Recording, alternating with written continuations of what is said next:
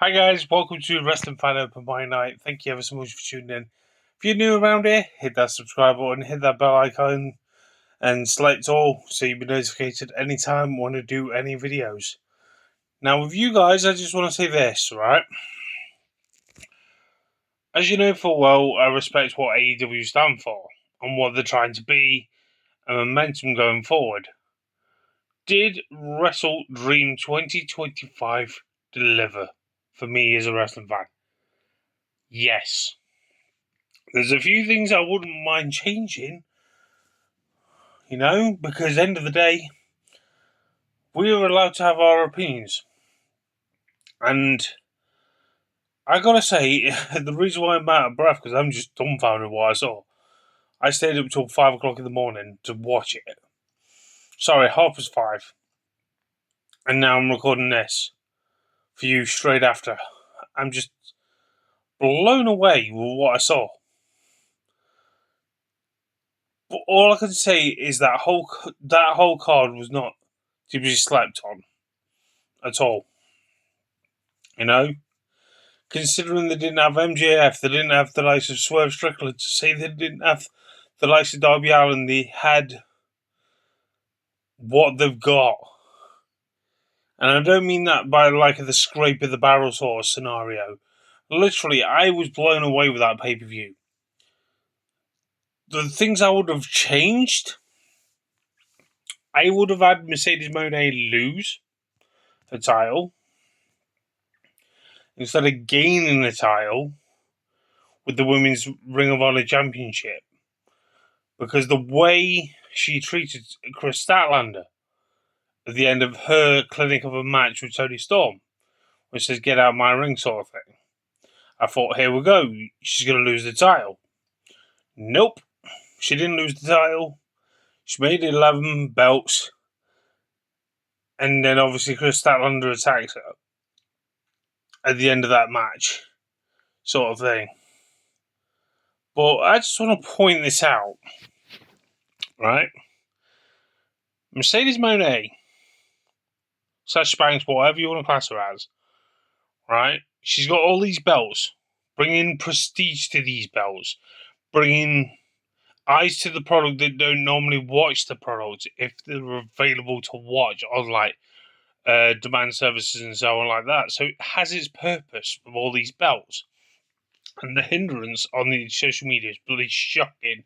Absolutely fucking shocking when I see people hindering her career. What she's doing right now. And the reason why I wanted her to lose is because obviously she wants to set a feud between Kris Statlander and her. Hold, they've already done that going towards Full Gear.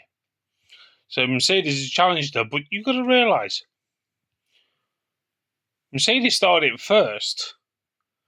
So how can she be the one that's challenging her? That's really confused me. Because I feel like Kris Statlander would turn around and say, well, you want another one belt to your collection? I would have done that. Had her challenge her. But anyway, it is what it is. But with her having the Ring of Honor Women's Championship, it's a smart move. Because I feel like Ring of Honor needs a bit of elevation towards it.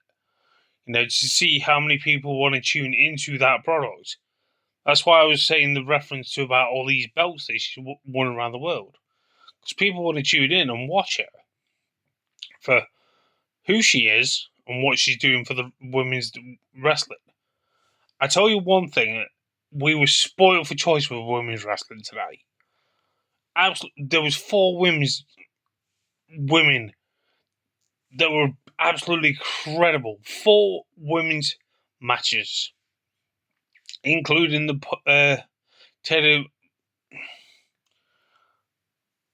pre-show. Not 0 hour, the pre-show. And we got a match on there. We literally got one opening the card. After when one match overrun, and it served its purpose. You had Tekla versus Jamie Hayter, fantastic match between those two.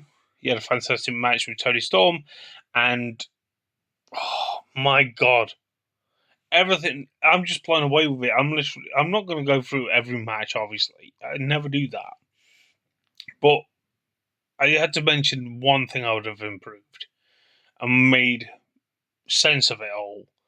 And when I look at the way they brought Sting back at the end of the main event, keep in mind that main event, they did push the boundaries.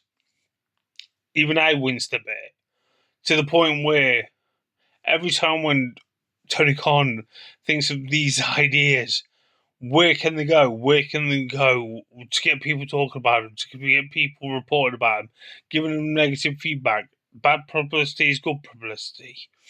And every time when they've actually done that, every time when they've actually had an event, if you may or not noticed, they use different tools to get themselves talked about. You know, where you literally had the likes of Jon Moxley practically drowning Darby Allin. You had skewers, one put underneath his nail. You had a taser gun. I mean, taser, not a gun itself. There was so much going off in that match. I kept my eye on it. I was like, oh, fuck. And ironically, people have been listening to Tony Khan when he says AEW is a family show. Not that pay-per-view, but there was quite a few kids there. Job well done. Publicity stunt worked in AEW's favour. But everything on that card. But anyway, like I was saying about Sting returning. Yes, him and Darby got a history. To give him the baseball bat to finish it off, I did not like that sort of ending. Me being honest with you, did not like the ending. Because all the things that Darby Allin took from Jon Moxley, and it's a weak-ass baseball bat to make Jon Moxley say, I quit. Obviously, after being hit with it, then the Scorpion Deathlock or whatever it's called. Sting's finisher. Sharpshooter. Whatever names it goes under this day and age. That's what ended the match. I personally thought that was a lame ending. But I'll literally say this. What I would have added to it, instead of having Sting, that would have been a perfect idea to bring Killian Cross,